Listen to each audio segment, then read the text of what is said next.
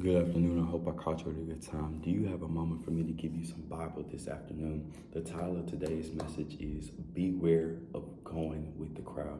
And today we in 2 Chronicles chapter 18. We're looking at King Ahab and King Jehoshaphat.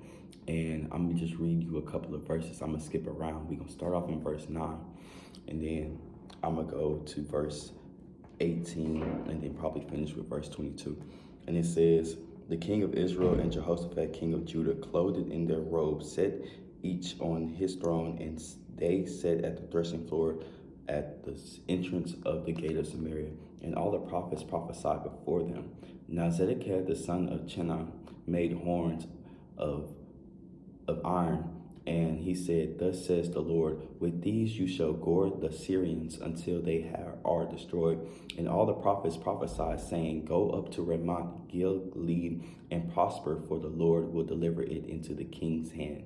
Now these are 400 different prophets prophesying the same thing.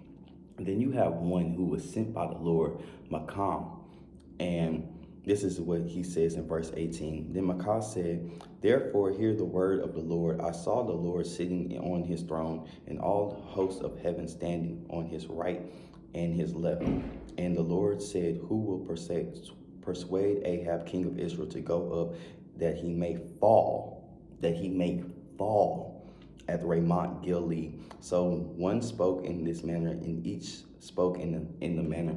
Then a spirit came forth and stood before the Lord and said, I will persuade him. The Lord said to him, in what way? So he said, I will go out and be a lying spirit in the mouth of the prophets. And the Lord said, you shall persuade him and also prevail. Go out and do so.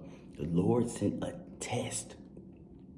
The Lord sent a test to these two kings to figure out, will they be able to concur? Are they listening to the prophets and going with the crowd, or are they listening to the one and true God? And at the end, you see, they went to battle, right?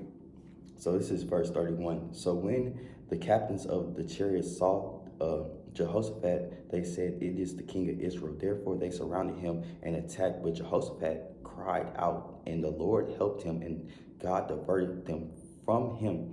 This is verse 32. For it was when the captains of the chariots saw that it was not the king of Israel, that they turned back from pursuing. Now certain, a man drew at random and struck the king of Israel between the joints of his shoulders.